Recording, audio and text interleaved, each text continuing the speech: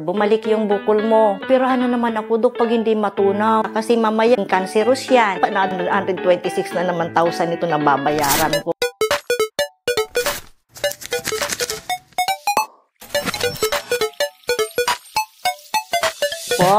My name is Jenny B.B. Limon. I'm 54 years old from Bacoor City.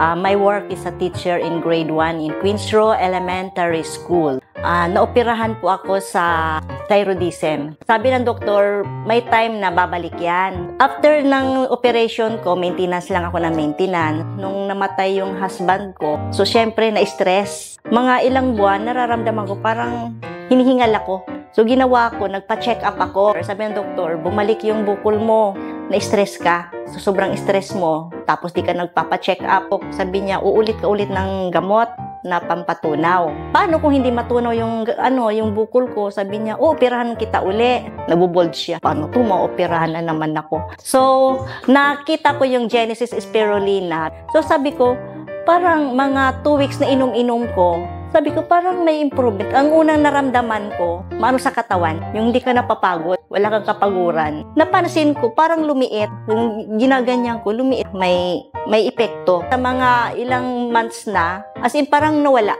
So yun ang ano ko sa spirulina, ang talagang subok.